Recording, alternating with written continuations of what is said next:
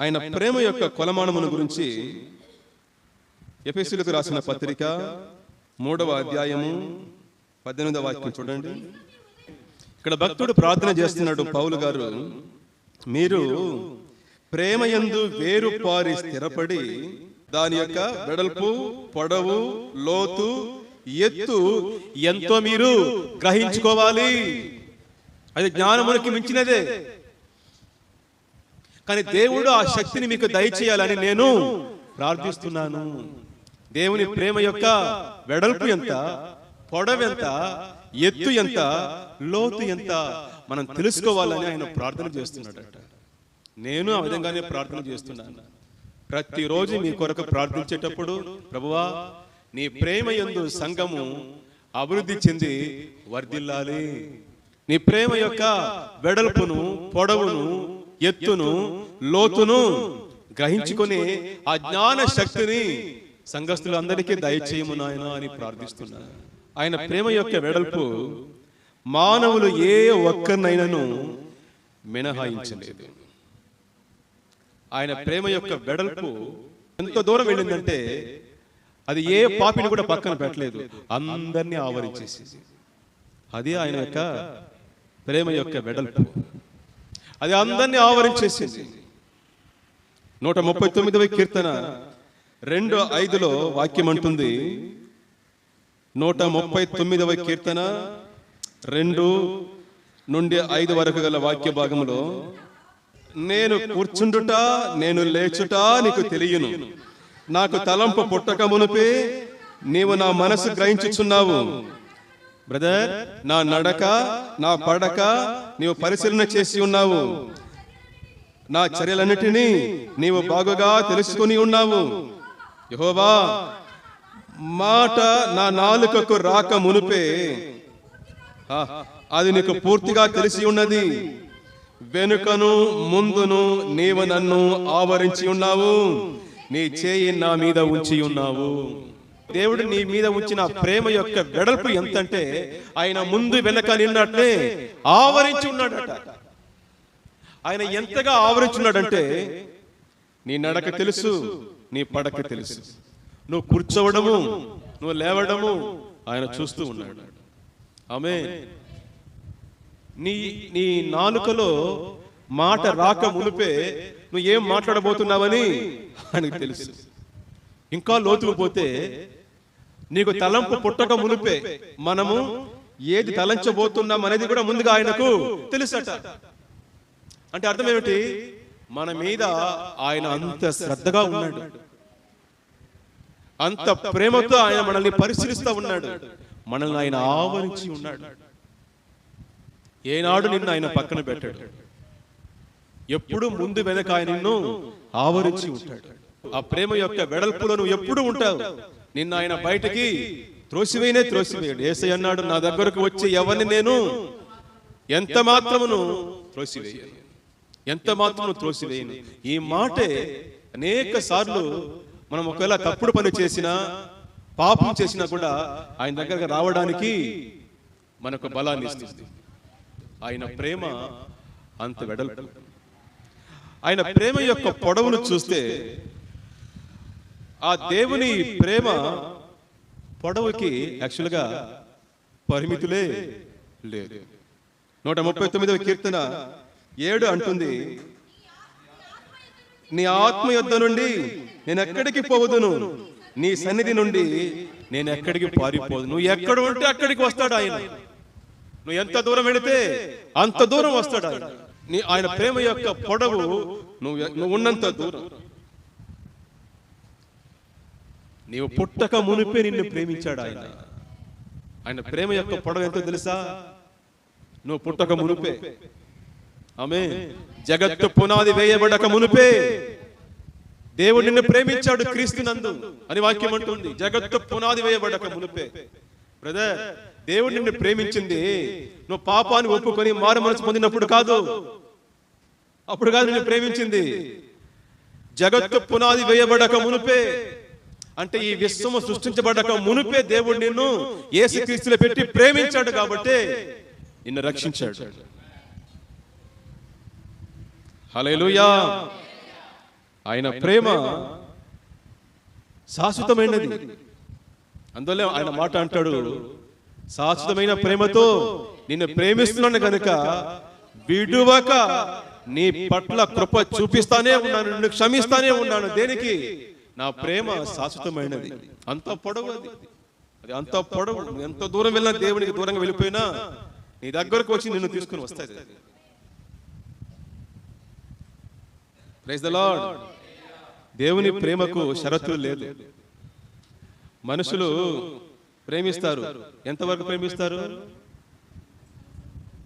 వారు ఎదురు చూసేది మనం ఇచ్చేంత వరకే ప్రేమిస్తారు. భార్య అయినా, భర్త అయినా, తండ్రి అయినా, ఈ లోకపోతే తల్లి అయినా, ఎవరైనా కూడా సరే, మనుషులు వాళ్ళు ఎదురు చూసేది మనం ఇచ్చేంత వరకే మనల్ని ప్రేమిస్తారు. వారు చెప్పింది మనం చేసేంత వరకే మనల్ని ప్రేమిస్తారు. వారు చెప్పింది మనం చేయలేదనుకోండి, వారు అడిగింది మనం ఇవ్వలేదనుకోండి, ప్రేమంతా నువ్వంటే నాకు ప్రాణం, నీ కోసం ప్రాణం ఇస్తానని చెప్పే వాళ్ళందరూ అడ్రస్ లేకుండా పోతారు. కానీ దేవుని ప్రేమ షరతులు లేనిది. నువ్వేమిచ్చావు దేవునికి? నువ్వేమిచ్చావు దేవునికి? నీకు దేవుడు తన కుమారుడిని ఇచ్చాడు. యేసు ఆయన ప్రాణముని నీ కోసం ఇచ్చాడు. ఆయన ప్రేమ యొక్క పొడవు నువ్వు ఎంత దూరం వెళ్ళినా అంత దూరం వస్తుంది. ఆయన ప్రేమ యొక్క ఎత్తును చూస్తే, ఆయన ప్రేమ ఎత్తు ఎంతవరకు చేరిందంటే, ఆయన ఎంత ఎత్తులో ఉన్నాడో నిన్ను కూడా అదే ఎత్తులోనికి తీసుకుని వెళ్ళాడు. ఆయన ఎవరు? పరిశుద్ధుడు, పరిశుద్ధుడు, పరిశుద్ధుడు. నువ్వు నేనెవరు? పాపి, పాపి, పాపి. కానీ అలాంటి దేవుడు నిన్ను ప్రేమించి నిన్నేం చేశాడు? ఆయనకు సమానమైన స్థానంలో నిన్ను కూడా కూర్చుండబెట్టాడు. చూడండి, ఎఫెసీయులకు రాసిన పత్రిక 2వ అధ్యాయము 7వ వాక్యము. క్రీస్తు యేసునందు మనలను ఆయనతో కూడా లేపి పరలోకమందు ఆయనతో కూడా కూర్చుండబెట్టాను. హల్లెలూయా, హల్లెలూయా. చప్పట్లు కొట్టి ఈ వాక్యం కొరకు, దేవుడిచ్చిన ఘనత కొరకు ఆయన నామాన్ని మహిమపరుస్తా.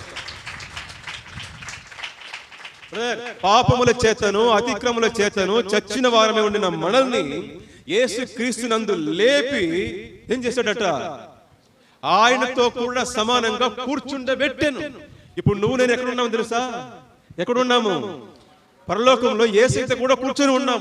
మన పొజిషన్ ఇప్పుడు ఎక్కడుందంటే యేసయ్యకు సమానమైన పొజిషన్.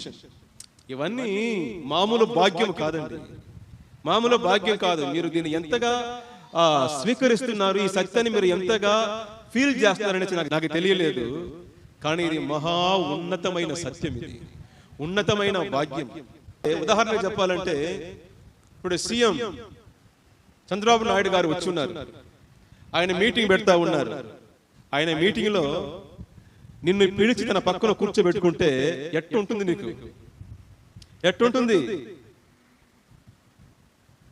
మాటల్లో ఆ సంతోషాన్ని, ఆ గౌరవాన్ని వర్ణించలేదు.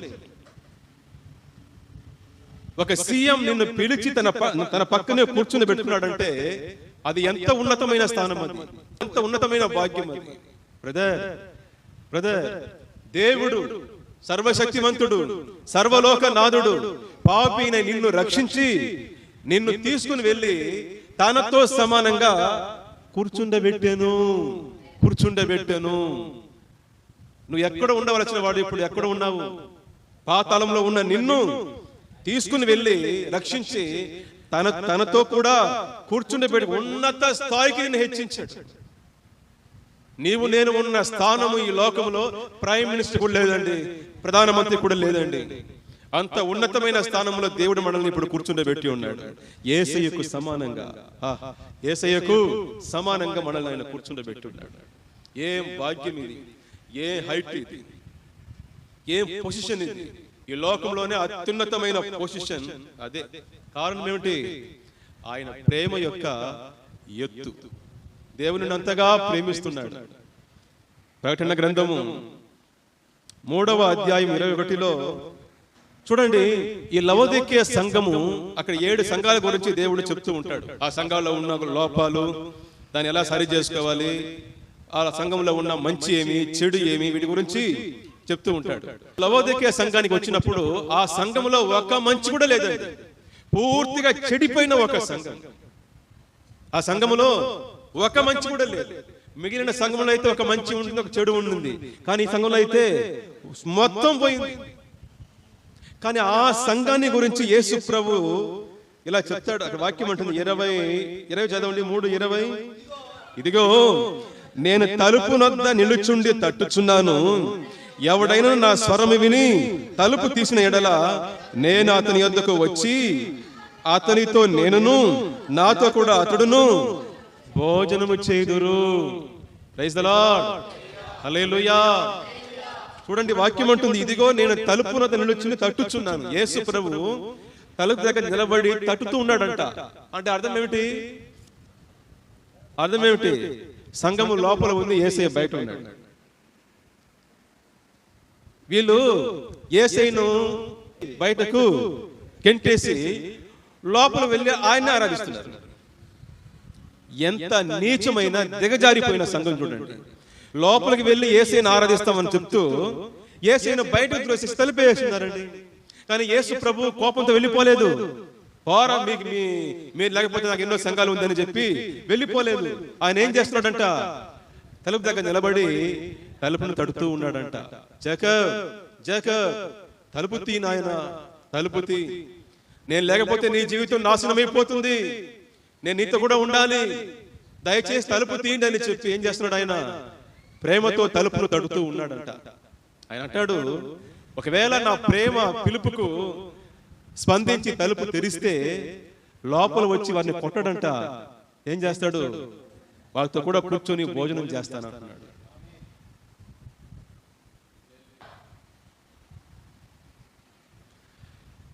ఇవన్నీ దేవుని ప్రేమను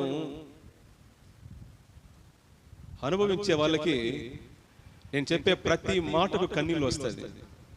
తలుపు తెరిస్తే ఆయన చెప్తున్నాడు, నేను ఏ విధంగా సింహాసనం ముందు కూర్చున్నానో ఆ విధంగా తలుపు తెరిచిన వాళ్ళని పిలిచి నాతో కూడా నాకు సమానంగా సింహాసనంలో కూర్చుండబెట్టుకుంటాను. ఎవరికి ఆపరిస్తున్నాడు ఆయన? ఏ మంచి లేని సంఘానికి, పూర్తిగా చెడిపోయిన ఒక వ్యక్తికి దేవుడు ఆపరిస్తున్నాడు. ఏ సంఘానికి లేని ఒక ఆఫర్ ఇది. మిగిలిన 6 సంఘాల్లో మంచి ఉంది, చెడు ఉంది. కానీ ఆ సంఘానికంతా లేని ఒక ఆఫర్ నీ సంఘానికి ఇస్తున్నాడు. ఏమిటది? నువ్వు గాను మారు మనసు పొంది తలుపు తెరిచి నాతో కూడా కలిసి భోజనం చేస్తే నేనేం చేస్తాను? నిన్ను నాతో కూడా సింహాసనములో కూర్చుండబెట్టుకుంటాను. ఏం ప్రేమ అండి! అయ్యా, అమ్మా, ఇది ఏం ప్రేమ! ఇది ఈ ప్రేమను మీరు అనుభవిస్తున్నారా? ఈ ప్రేమను గురించి ఆలోచిస్తున్నారా? ఈ ప్రేమను తలుచుకొని మీరు ఫీల్ అవుతున్నారా? అంత ఉన్నతమైన స్థాయికి నేను హెచ్చించింది దేవుని ప్రేమ. ఆయన ప్రేమ యొక్క లోతేంటో తెలుసా? దేవుని ప్రేమ యొక్క లోతేంటో తెలుసా? ఆయన ప్రేమ ఎంత లోతైనదంటే పరలోకాన్ని విడిచి, అమ్మా, అయ్యా వినండి, పరలోకాన్ని విడిచి, ఉన్నతమైన స్థాయిని విడిచి నువ్వు ఎక్కడున్నావో ఆ స్థాయికి దిగి వచ్చాడు. ఆ ప్రేమ పరలోకాన్ని విడిచి నువ్వు ఉన్నంత స్థాయికి దిగి వచ్చింది. ఫిలిప్పీయులకు పత్రిక చెప్తుంది, తాను దేవుడినన్నా ఆ గొప్ప స్థానాన్ని విడిచిపెట్టి మానవుని స్వరూపమును ధరించుకొని అందులోను దాసునిగా మరింత తనను తాను తగ్గించుకొని తనను తాను రిక్తునిగా చేసుకొనేను. అంటే అర్థం ఏమిటి? ఏమీ లేనివాడుగా అన్ని ఉన్నవాడు ఆయన. కానీ నీ కోసం, అయ్యా, అమ్మా, నీ కోసం ఏమీ లేనివాడిగా చేసుకొని మనిషిలోనే అత్యంత దీనమైన స్థాయికి దిగాడు. ఆ దీనమైన స్థాయి కల్వరి శిలువలో నీచమైన మరణాన్ని అనుభవించాడు. దేవుడి నుండి మానవుడిగా దిగాడు, మానవుడి నుండి దాసునిగా దిగాడు, దాసు నుండి ఏమీ లేనివాడుగా అయ్యాడు. అక్కడ నుండి మరింత ఏ మానవుడు కూడా వెళ్ళని ఒక స్థాయికి వెళ్ళాడు, లోతుకి వెళ్ళాడు. ఏమిటది? కల్వరి సిలువలో నీచాతి నీచమైన పాపముగా మరణించాడు. పాపముగా మరణించాడు. వాక్యం అంటుంది కీర్తనలు 139:8-10లో, నేను ఆకాశమునికి ఎక్కినను, నీవు అక్కడ ఉన్నావు. నేను పాతాళమందు పండుకొనినను, నీవు అక్కడను ఉన్నావు. నేను పాతాళంలో ఉన్నా కూడా నువ్వు అక్కడను ఉన్నావు. అంటే అర్థం ఏమిటి? నేను మంచి జీవితాన్ని జీవిస్తున్నప్పుడు నువ్వు అక్కడ ఉన్నావయ్యా. నేను పాపం చేసి పాతాళంలో పడిపోయినా కూడా సరే, నువ్వు ఆ లోతు కూడా వచ్చి నన్ను ఆదరిస్తున్నావు, నాకు చెయ్యిస్తున్నావు. ఆమేన్.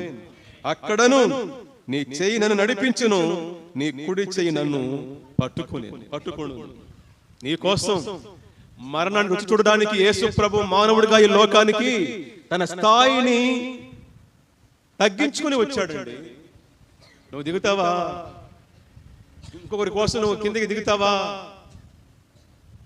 యేసు ప్రభు శిష్యుల పాదాలు కడిగాడు. వారి మురికి కాళ్ళను వాళ్ళ యొక్క పాదాల మట్టుకు వంగి తలను వంచి వారి పాదాలు, మురికి పాదాలను కడిగాడు. ఆ స్థాయికి ఆయన దిగాడు నీ కోసం, నా కోసం. ఆయన ప్రేమ అంత లోతైనది. పరిశుద్ధమైన మహాపట్టణమైన పరలోకం నుండి విడిచి నువ్వు ఎక్కడున్నావు? పాపం అనే మురికి గుంటలో పడి ఉన్నావు. ఆ మురికి గుంటలోనికి ఆయన కూడా వచ్చాడు. ఆయన దిగాడు. ఆ మురికి గుంటలో దిగి నిన్ను పైకెత్తి అదే మురికి గుంటలో ఆయన మరణించాడు. పాపమనే మురికి నుండి నిన్ను విడిపించి అదే మురికి తాను బలి అయ్యాడు. అంత లోతుకు ఆయన దిగాడు అండి, అంత లోతుకు దిగాడు. పరిశుద్ధమైన పరలోకము నుండి పాపపు మురికి అయినా నీ పాపపు జీవితంలోనికి ఆయన దిగి వచ్చాడు. ఆయన ప్రేమ అంత లోతైనది. దిగి మనల్ని యాజకులుగాను రాజులుగాను చేశాడు. ఆమేన్. ఆయన మనల్ని ప్రేమించి తన రక్తము ద్వారా మనల్ని విడిపించి విమోచించి దేవునికి మనల్ని యాజకులుగాను రాజులుగాను చేశాడు. ఆమేన్. ఆయన ప్రేమ చాలా లోతైనది. బైబిల్ అంటుంది, ఆ ప్రేమ యొక్క వెడల్పును, పొడవును, ఎత్తును, లోతును మీరు గ్రహించాలని మీకోసం ప్రార్థన చేస్తున్నాను. ఎందుకంటే అందులో దేవుని శక్తి ఉంది. ఆ ప్రేమ మిమ్మల్ని పాపము నుండి, పాపము చేయకుండా మిమ్మల్ని కాపాడుతుంది. శ్రమల నుండి, శోధన నుండి మిమ్మల్ని విడిపిస్తుంది. గడిచిన వారంలో ఒక సోదరుడు చెప్పాడు, అన్నా నేను అనేక సార్లు దేవునికి చెప్పానన్నా, ప్రభువా నీ ఇష్ట ప్రకారం నేను జీవించలేకపోతున్నాను, నన్ను విడిచేసి, నా వల్ల కాదు, నువ్వు చెప్పినట్టుగా జీవించడం నా వల్ల కాదు, నేను మరలా పాపంలో పడిపోతా ఉన్నాను ప్రభువా, కాబట్టి నన్ను విడిచిపెట్టేసి అని చెప్పి నేను పలుమార్లు చెప్పి ఉన్నాను.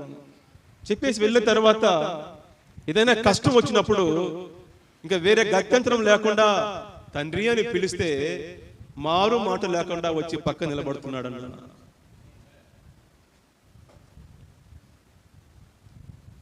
నువ్వు చెప్పేసి వెళ్ళావు కదయ్యా, నేను ఇంకా రానండి, నా మీద ఆయన కోపమే పడట్లేదు, పిలిస్తే చాలు మరలా వచ్చి నన్ను చేర తీసుకుని ఆదరిస్తున్నాడు అన్న. ఆయన ప్రేమను వర్ణించలేమన్నా అని ఒక యవ్వన బిడ్డ గడిచిన వారంలో ఫోన్ చేసి చెప్పాడు. ఆ బిడ్డ ఆ ప్రేమను అంతగా రుచి చూస్తూ ఉన్నాడు. దేవుని ప్రేమను రుచి చూస్తున్నాడు. సోదరుడా, సోదరి, నువ్వు ఆయన ప్రేమను గురించి ఆలోచిస్తున్నావా? నిన్ను ఆయన ఎంతగా ప్రేమిస్తున్నాడు దాని గురించి నువ్వు ఎప్పుడైనా చింతిస్తూ ఉన్నావా? రుచి చూస్తూ ఉన్నావా? అందువల్లే, అది లేకపోవడం వల్లే నీ జీవితంలో ఇంకా పాపాన్ని గెలవలేక నామకార్థమైన క్రైస్తవులుగా జీవిస్తూ ఏదో అన్నట్టుగా జీవితాలు పోతా ఉంది. సోదరుడా, సహోదరి, సిలువను గూర్చిన వార్త అనగా దేవుని ప్రేమను గూర్చిన సందేశం మిమ్మల్ని మార్చకపోతే ఇంకా మిమ్మల్ని మార్చేది ఈ లోకంలో ఏదియూ లేదు. Door closed. సిలువను గూర్చిన వార్త అనగా దేవుని ప్రేమను గూర్చిన సందేశం మిమ్మల్ని మార్చకపోతే ఈ విశ్వంలో మిమ్మల్ని మార్చేది ఇక ఏదీ లేదు, ఏదీ లేదు. కనుక ఆ సిలువ ప్రేమను ప్రతి క్షణం మోస్తూ జీవించండి. సదా జ్ఞాపకం చేసుకోండి, దేవుడు నన్ను ప్రేమిస్తున్నాడు, దేవుడు నన్ను ప్రేమిస్తున్నాడు. ఇక్కడ చెప్పి చూడండి, దేవుడు నన్ను ప్రేమిస్తున్నాడు. నేనంతా ఎంత దుర్మార్గుడిని, బయట నేను మంచోడిని, కానీ నా లోపల నాకు తెలుసు నేను ఎంత దుర్మార్గుడినో, ఎంత నీచుడినో నాకు తెలుసు. అలాంటి నన్ను దేవుడు ప్రేమిస్తున్నాడు. నా కోసం యేసు ప్రభు ప్రాణం పెట్టాడు, గౌరవాన్ని పెట్టాడండి. లేదా ప్రాణం కూడా ఉండని ఈ లోకంలో ఒక మనిషి ప్రాణం కన్నా ఎక్కువగా విలువ ఇచ్చే దేనికి? గౌరవానికి. ఆ గౌరవం కోసం చాలా మంది చచ్చిపోతారు కదా. అలాంటి గౌరవాన్ని కూడా యేసు ప్రభు మన కొరకు సిలువలో పెట్టాడండి. ఎంత అవమానకరమైన వేదనలు, బాధలు యేసు ప్రభు అనుభవించాడు. ఆయన ముఖం మీద ఎంగిలి ఉన్నారు, ఆయన అనరాని మాటలు అన్నారు, దుర్మార్గుడు అన్నారు, పిచ్చివాడు అన్నారు, తిండిపోతూ అన్నారు, త్రాగుబోతూ అన్నారు, వీడొక బలహీనుడు అన్నారు, దయ్యం పట్టినవాడు అన్నారు. యేసు ప్రభును చూసి ఆయన వస్త్రాలన్నీ తీసేసి ఆయన్ని నగ్నంగానే సిలువలో వేసి అవమానపరిచారు. నీ కోసం యేసు ప్రభు తన గౌరవాన్ని విడిచిపెట్టాడు, తన గౌరవాన్ని వదులుకున్నాడు. అంతగా నిన్ను ప్రేమించాడే ఆ యేసే నువ్వు ఎలా ప్రేమిస్తున్నావు? నువ్వు ఎలా ప్రేమిస్తున్నావు? దేవునికి నువ్వు ఎంత సమయం ఇస్తున్నావు? దేవుని పట్ల ఎంత ఆసక్తి కలిగి ఉన్నావు? ఇంతకుముందు నేను చెప్పాను, యువకుడు లాగా ఎప్పుడైనా దేవుని ప్రేమను గురించి నువ్వు ఆలోచిస్తున్నావా? ఎవరిని బిడ్డలారా, మీతో మాట్లాడుతున్నాను, దేవుని ప్రేమ గురించి ఆలోచిస్తున్నారా? ఆ ప్రేమను గురించి ఆలోచిస్తే మీ జీవితాలు ఇలా ఉండవు. సో ప్రతిరోజు ఈ ప్రేమను తలంచుకోండి, దేవుని దగ్గర అడగండి, ప్రభువా నీ ప్రేమ యొక్క వెడల్పును, పొడవును, లోతును, ఎత్తును గ్రహించుకునే ఆ జ్ఞాన శక్తిని నాకు దయచేయము నాయన, దయచేయి. ఈ రోజు నుండి ఈ ప్రార్థన మీ యొక్క జీవితంలో అనుదిన ఉదయకాల ప్రార్థనలో పెట్టండి, ఈ అంశాన్ని పెట్టండి. ఆయన ప్రేమ మిమ్మల్ని కాపాడుతుంది. లోకము నుండి, పాపము నుండి, శ్రమల నుండి, అపవాది నుండి, అవిశ్వాసము నుండి మీ జీవితాన్ని కాపాడుతుంది.